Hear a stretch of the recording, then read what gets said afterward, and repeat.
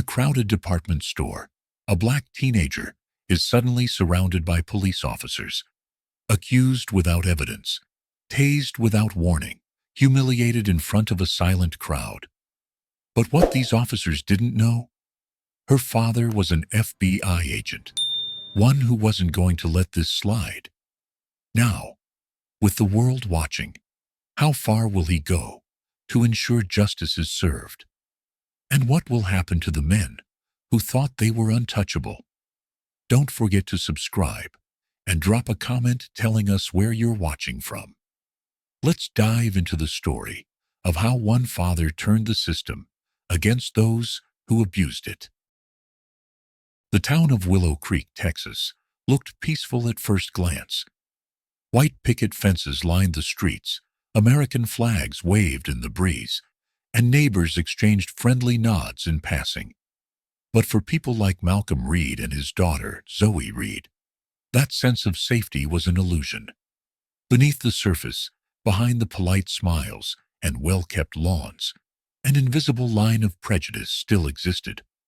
Black families in town knew all too well that they were watched more closely, judged more harshly, and sometimes one wrong move, one innocent misunderstanding, could make them suspects. Malcolm Reed, a 45-year-old FBI agent specializing in cybercrime, was a man of quiet authority. He had spent years tracking criminals in the digital world, but he knew that the real battles weren't just fought behind computer screens. They happened in the streets, in everyday moments, in the way people like him and his daughter were treated. Ever since losing his wife, Malcolm had taken on the full responsibility of raising Zoe, determined to shield her from dangers she might not even see coming, especially those that came from people meant to uphold the law. At 17 years old, Zoe Reed was sharp, determined, and unwilling to accept injustice. She led the school's debate team, using her voice and wit to challenge anyone who thought she didn't belong. But no matter how smart, how articulate, or how accomplished she was, she couldn't change the way people looked at her, like she was an outsider, like she didn't deserve to be in their world. That morning, Zoe stood at the front door, adjusting her backpack as she prepared to head out to buy decorations for an upcoming school event. She glanced at her father, who was standing in front of the mirror, fixing his tie. "I'm heading out to the store. Might be back a little late," Zoe said casually. Malcolm's sharp eyes flicked up to meet hers. "Going alone?" he asked, his voice steady. "Yeah, it's nothing big. Don't worry, Dad." She flashed a reassuring smile. Malcolm studied her for a moment, then sighed. "Be careful. And if anything happens, you call me immediately." Zoe nodded and stepped outside, unaware that in just a few hours, her world would change forever. The local department store, Fairway Market, was busy that afternoon. Shoppers pushed carts down aisles filled with brightly colored sale signs. Cash registers beeped steadily, and a group of teenagers giggled near the clothing section. It was an ordinary day, until it wasn't. Zoe Reed walked into the store with a sense of purpose. She had a list of things to buy for an upcoming school event, and she didn't plan to spend too much time browsing. As she made her way through the aisles, she noticed a few people glancing at her, some with curiosity, others with something colder. But she had learned to ignore those looks. As she reached the accessories section, a silver necklace with a small crescent moon charm caught her eye. She picked it up, examining the delicate chain under the store lights. That was when she heard the voice. "Can I help you with something?" Zoe looked up to see a middle-aged white woman in a red store manager vest, her arms crossed tightly. Her tone wasn't friendly, it was suspicious. "No, thank you. I'm just looking," Zoe replied, keeping her voice polite. The woman didn't move. "You planning to buy that?" Zoe frowned slightly. "I haven't decided yet." The manager's eyes narrowed. Because we've had some issues with people handling merchandise and then walking out without paying. Zoe felt a familiar heat rise in her chest. She knew what this was. Are you accusing me of something? She asked, voice calm but firm. I'm just making sure we don't have any misunderstandings, the woman said, her fake smile not reaching her eyes. Zoe took a breath, reminding herself to stay in control. Well, you don't have to worry. I know how to pay for things. She put the necklace back on the display and turned away, deciding it wasn't worth the trouble. But as she walked toward the checkout to pay for the other items in her basket, she saw the manager whispering to a security officer near the entrance. Seconds later, she heard a voice behind her. Excuse me, miss. I'm gonna need you to stop right there. Zoe froze.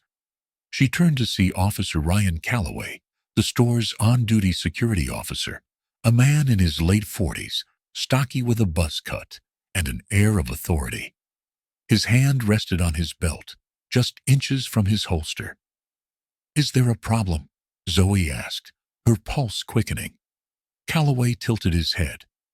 We got a report that you were acting suspicious near the jewelry section. I'm gonna need to check your bag. Zoe tightened her grip on the shopping basket. No. Calloway's jaw clenched. You sure you want to do that? And just like that, a simple shopping trip had turned into something much worse. Zoe's heart pounded as she locked eyes with Officer Calloway. She had seen enough viral videos to know exactly how this could end. And yet, she refused to just hand over her rights because someone assumed the worst about her. I didn't steal anything, she said, voice steady but tense. Calloway crossed his arms. Then you shouldn't have a problem letting me check your bag. Zoe took a step back. You have no reason to search me. I didn't take anything, and I won't let you treat me like a criminal just because you feel like it. A small crowd had started to gather. Some shoppers whispered, while others pulled out their phones, recording. The manager, still standing nearby, frowned. She refused to cooperate with me earlier. I think we should detain her until we get this sorted out.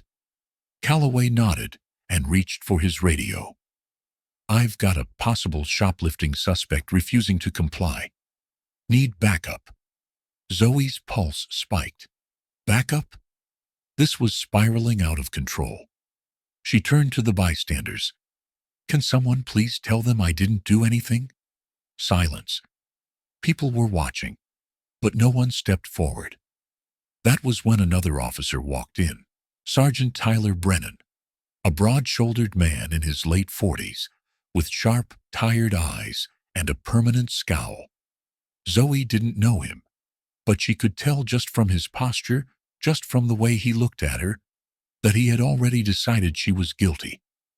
What do we have here? Brennan asked. Calloway gestured toward Zoe. Young lady here refuses to let us check her bag after acting suspicious. Brennan took a slow step forward. We can do this the easy way or the hard way, kid. Zoe stood her ground. I didn't steal anything. You have no probable cause. Brennan's expression darkened. You don't get to decide that. Before Zoe could react, he grabbed her wrist and yanked her backward. Gasps rippled through the crowd. Zoe twisted against his grip. Let go of me. Brennan slammed her against a nearby shelf, knocking over a stack of folded sweaters. The phone cameras kept rolling. Some people whispered in shock. Others just watched in silence. Stop! Zoe screamed, trying to pull away. Brennan didn't listen. Resisting is only gonna make this worse. She felt his other hand move toward his belt. Then came the click, the sudden realization of what was about to happen. The taser. A split second later, a surge of electricity tore through her body. Zoe collapsed to the ground, her muscles locking up as pain shot through her limbs.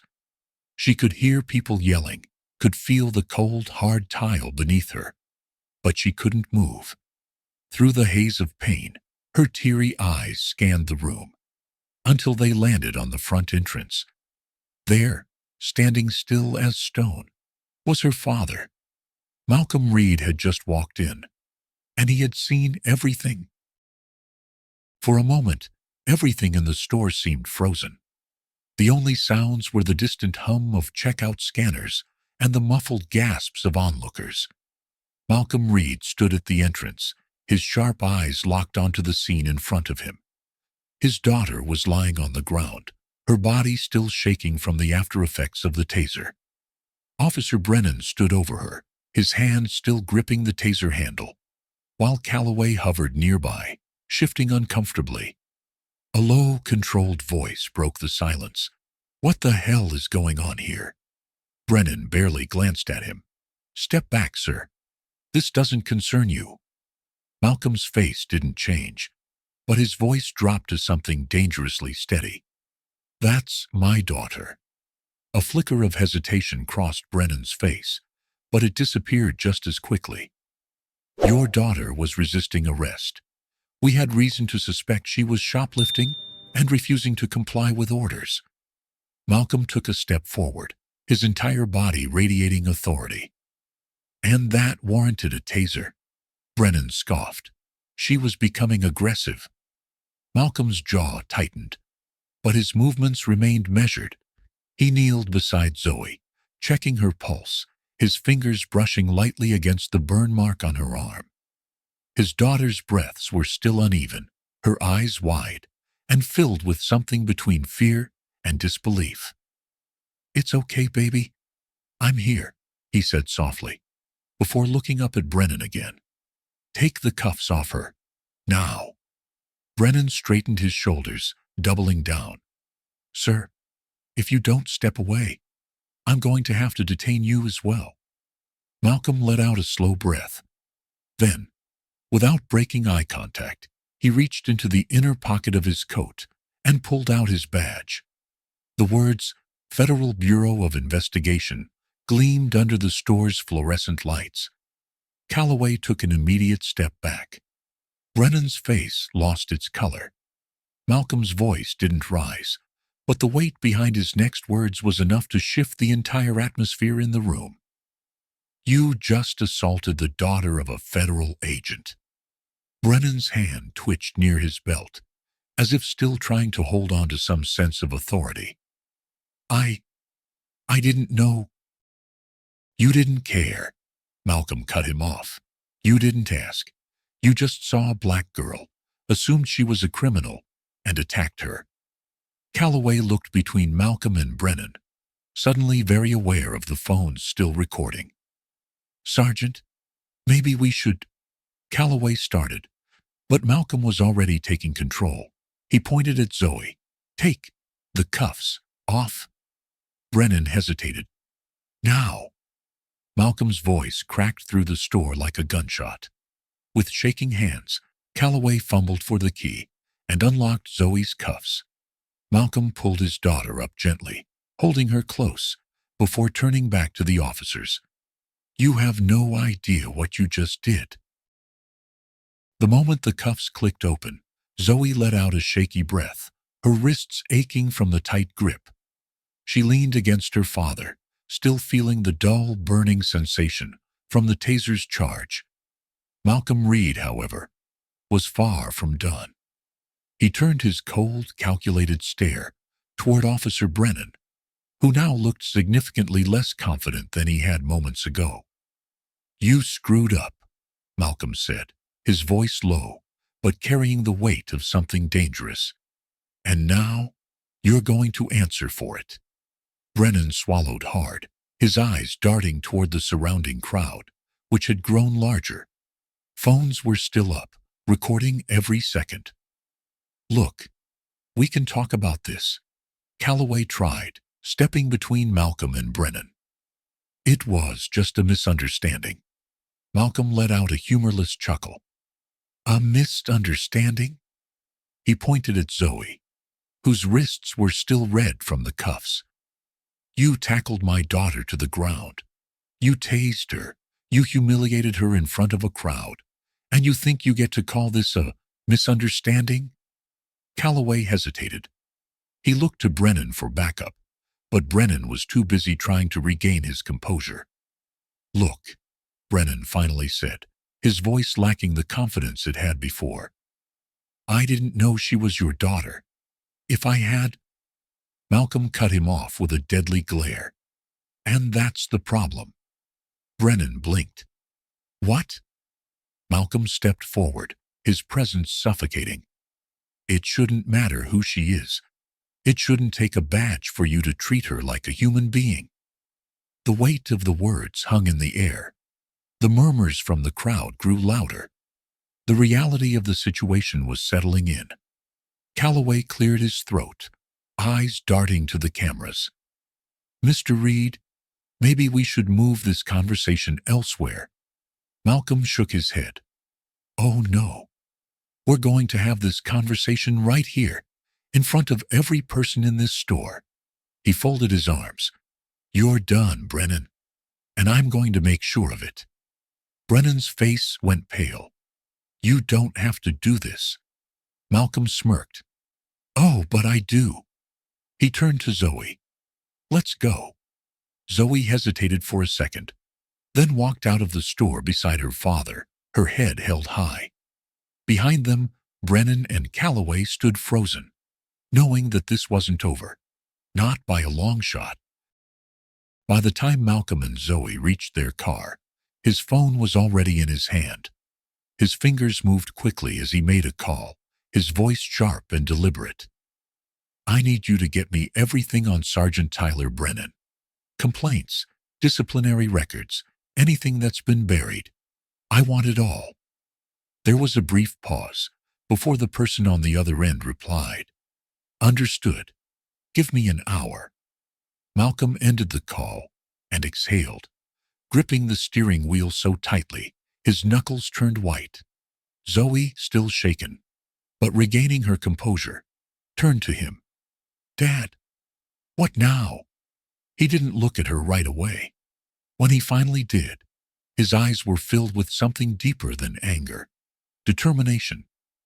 Now we make sure he never does this to anyone again. That night, the video of the incident went viral. It started as a local news clip, but quickly spread across social media. The footage showed Zoe being tackled, tased, and handcuffed for doing absolutely nothing. But the real moment that caught fire, when Malcolm pulled out his FBI badge and confronted Brennan. People weren't just outraged. They were demanding justice. By the next morning, protests had begun forming outside Willow Creek Police Department. Signs reading "Justice for Zoe" and "End Racial Profiling" covered the sidewalks. The local news station reported on Brennan's history of excessive force complaints, most of which had mysteriously disappeared from official records. But Malcolm had dug deeper. He had uncovered cases of racial profiling, wrongful arrests, and internal reports that showed Brennan had been protected by higher-ups for years. And now, the world knew. Inside the precinct, Brennan sat across from his commanding officer, his face tense. This is getting out of control, the captain muttered, scrolling through the headlines. Brennan gritted his teeth. I was doing my job. The captain shot him a look. Your job just became a liability. We have the FBI breathing down our necks, the media eating this up, and the mayor demanding answers. You've put this entire department at risk. Brennan exhaled heavily, realizing the inevitable. Malcolm wasn't just coming for him. He was coming for the entire system that protected men like him. 2 days later, the official announcement came. Sergeant Tyler Brennan was placed on indefinite suspension without pay, pending an internal investigation. But Malcolm knew better. Suspension wasn't enough. He wasn't here for a temporary punishment. He wanted accountability. As Malcolm and Zoe sat at the kitchen table, watching the news coverage of the protests outside the police department, Zoe let out a frustrated sigh. So, that's it? He gets to sit at home while we just wait? Malcolm turned to her, his expression firm. Number, this is just the beginning. Zoe hesitated. What do we do now? Malcolm reached for a stack of documents on the table. Case files, internal reports, complaints against Brennan that had never seen the light of day. We keep the pressure on. The department wants this to go away quietly. We make sure it doesn't. Zoe looked at the stack of papers, then at her father.